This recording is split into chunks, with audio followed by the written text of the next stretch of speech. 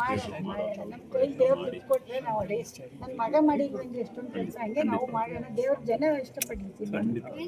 ಜನ ಸಿನಿಮಾ ನೋಡಿದ್ರೆ ಜನ ನಮ್ಗೆ ಹರಿಸಿದ್ರೆ ನಾವು ಮತ್ತೆ ವಾಪಸ್ ಜನಕ್ಕೆ ಕೊಡ್ತೀವಿ. ನಾವು ಮನೆಗೆ ತಗೊಂಡೋಗಿ ನನ್ನ ಮಕ್ಕಳಿಬ್ಬರು ಸೆಟ್ಲ್ ಆಗೋರೆ, ನಮ್ಗೇನು ದುಡ್ಡು ಬೇರೆಯವ್ರನ್ನ ಒಂದು ಸ್ವಲ್ಪ ಒಳ್ಳೆ ಕೆಲಸ ಮಾಡೋಣ.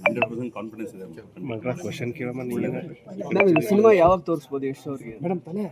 ಯಶ್ ಅವ್ರು ನೋಡೋದು ಬೇಡ, ನೀವೆಲ್ಲ ನೋಡಿ ಗುಡ್ ಅಂದ್ರೆ ಯಶ್ ಚೆನ್ನಾಗಿ ಮಾಡೋರೇನಪ್ಪ ಅಮ್ಮ ಹೋಗ್ರಪ್ಪ ನೋಡಿ.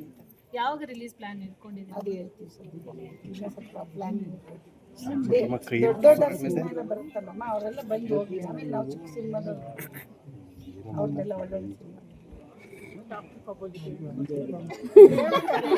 ಬರ್ಬೋದಮ್ಮ, ಯಾಕೆ ಬರೋಕ್ಕಾಗಲ್ಲ? ಯಾರು ಹೆಂಗ್ ಬೇಕಾದ್ರೂ ಆಗ್ಬೋದಲ್ವಾ? ಅದು ನಮ್ಗಿರ್ಬೇಕು ದಿಲ್ಲ. ಒಂದಿನ ಬರೋಣ ಇಷ್ಟ ಎದುರುಗಡೆ ಮತ್ತೆ ಅಷ್ಟಿರುತ್ತೆ, ಯಾಕೆ ಬರ್ಬೇಕು ಈ ಜಾಗಕ್ಕಲ್ವಾ? ಬರೋಣ ಬಿಡಿ, ಅಮ್ಮ ಮಗ ಒಂದಿನ ಫೈಟ್ ಮಾಡಿ. ಒಳ್ಳೇದಾಗ್ಲಿ ನಿಮ್ಗೆಲ್ಲ, ಹಿಂಗೆ ಸಪೋರ್ಟ್ ಮಾಡಿ, ವಿಷಯನ ಚೆನ್ನಾಗಿ ಬರೆದು ಜನಕ್ಕೆ ರೀಚ್ ಮಾಡಿ, ಸಿನಿಮಾ ನೋಡಂಗ್ ಮಾಡಿ ಅಷ್ಟೇ ನಾನು ಕೇಳೋದು ನಿಮ್ಮೆಲ್ಲರೂ. ನೀವೆಲ್ಲ ಚೆನ್ನಾಗಿ ಸಪೋರ್ಟ್ ಕೊಟ್ಟರೆ ನಾವು ಏನೋ ಒಳ್ಳೇದು ಕೊಡ್ಬೋದು. ಮತ್ತೆ ಎಷ್ಟು ಮಾಡಿದಾರೆ ನೋಡಿದಿರಲ್ಲ, ಎಷ್ಟು ಒಳ್ಳೊಳ್ಳೆ ಕೆಲಸ ಮಾಡಿ ನಾವು ಒಳ್ಳೇದಾಗ್ಲಿ ಎಲ್ರಿಗೂ ಥ್ಯಾಂಕ್ಸ್.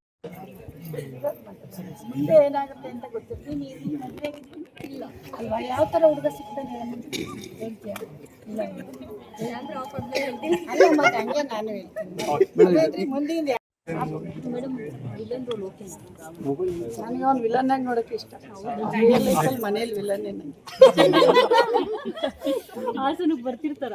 ಅಲ್ಲ ಸುಮ್ಮನೆ ನಾವಿಬ್ಬರು ವಿಲನ್ ಥರ ಬರ್ತಾನೆ, ಯಾಕೆ ಬರಲ್ಲ? ಯಾವ ವಿಷಯಕ್ಕೆ ಜಾಸ್ತಿ ಕಿತ್ತಾಡಿ? ಕಾಮನ್ ಅಮ್ಮ ಮಕ್ಕಳು ಜಗಳ ಆಡ್ತಾರೆ, ಎಲ್ಲದಕ್ಕೂ ಕಿತ್ತಾಡ್ತೀವಿ, ಬಟ್ ಅಷ್ಟೇ ಒಳ್ಳೇದಲ್ವೇನ್ರಿ? ಧೈರ್ಯ ಮಾಡಿ ಮಾಡಿದೀವಿ, ದೊಡ್ಡ ಖುಷಿ ಪಡ್ಬೇಕು. ಬೇರೆ ಬೇರೆ ಇನ್ನೇನೋ ಮಾಡ್ಬೋದು, ಬಟ್ ಪ್ರೊಡಕ್ಷನ್ ಯಾಕೆ ನಿರ್ಧಾರ ಅದೇ ಮಾಡಬೇಕು. ಇಲ್ಲಿಂದ ಊಟ ಮಾಡಿರ್ತೀವಿ, ಅಲ್ಲಿಗೆ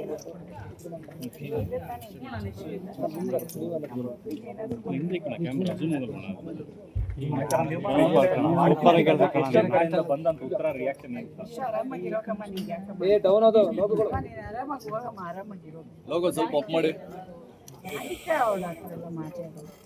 ಇನ್ನೂ ಅಷ್ಟೊಂದು ಪಾಪ ಏನಲ್ಲ ನೋಡೋಣ ಇನ್ನು ಮುಂದೆ ಅಷ್ಟೇ ಮಾಡೋದ್ರೆ ಅಂತ ದುಡ್ಡು ಅನ್ನಿಸ್ಕೋಬೇಕು.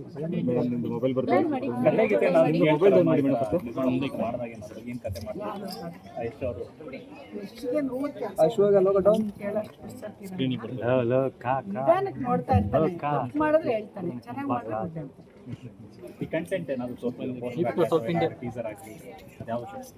ಏನೇ ಮಾಡಬೇಕಾದ್ರೂ ಎಸ್ ಅಂತೂ ಚೆನ್ನಾಗಿದೆ ಅಂತ ಅವನ ಹತ್ರ ಅನ್ನಿಸ್ಕೊಳ್ಳೋ. ಮೇಡಮ್, ಕತೆ ಸಾಕಷ್ಟು ಬಂದಿದೆ ಅಂತ ಹೇಳಿದ್ರೆ, ಪರ್ಟಿಕ್ಯುಲರ್ ಈ ಕತೆನ ನಿಮ್ಗೆ ಇಷ್ಟ ಆಗೋಕ್ಕೆ ಕಾರಣ ಏನು? ನಾನು ಹಳ್ಳಿಯವಳಲ್ವಾ, ಹಳ್ಳಿಲಿ ಏನು ನಡೆಯುತ್ತೆ ಅಂತ ಗೊತ್ತಿರುತ್ತಲ್ವಾ. ಇವತ್ತು ದಿನ ನೀನೇನು ಇಷ್ಟಪಡ್ತೀಯಮ್ಮ ಅದೇ ಥರ ರಿಯಲಿಸ್ಟಿಕ್ ಆಗಿದೆ.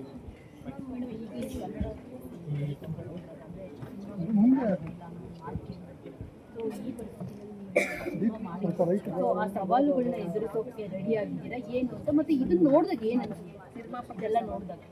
ಇಲ್ಲ, ಸಿನಿಮಾ ಚೆನ್ನಾಗಿ ಕೊಟ್ಟರೆ ಜನ ನೋಡ್ತಾರೆ, ನೋಡಿಲ್ಲ ಅನ್ನೋ ಸಿನಿಮಾ ಯಾವುದೂ ಇಲ್ಲ. ನಾವು ಹಳೆ ಕಾಲದಲ್ಲಿ ಅನ್ನೋರು ಸಿನಿಮಾ ನೋಡ್ಕೊಂಡು ಬಂದಿದ್ದೀವಿ, ಇವತ್ತು ಅನ್ನೋರು ಸಿನಿಮಾ ಅಂತ ನಾವು ನೋಡ್ತೀವಿ. ಬಟ್ ನಿಮಗೆ ಮನೇಲಿ ಏನು ನಡೆಯುತ್ತೆ, ನಮ್ಮ ಮನೇಲಿ ಏನಾಗುತ್ತೆ, ಯಾವ ಕಥೆ ಏನು ಎಲ್ಲ ರಿಯಲಿಸ್ಟಿಕ್ ಆಗಿ ನೋಡೇ ನೋಡಿ. ನಾವೇನಕ್ಕೆ ಹೋಗ್ತೀವಿ, ಚೆನ್ನಾಗಿದೆ ಅಂತ ಹೋಗ್ತೀವಿ, ಅದೇ ಥರ ನಾವು ಸಿನಿಮಾ ಕೊಡ್ತೀವಿ. ಮ್ಯಾಮ್, ನಿಮ್ಮ ಮೊಮ್ಮಕ್ಕಳನ್ನ ಈ ಪ್ರೊಡಕ್ಷನ್ ಹೌಸ್ ಮೂಲಕ ಲಾಂಚ್ ಮಾಡೋ ಪ್ಲಾನ್ ಏನಾದರೂ?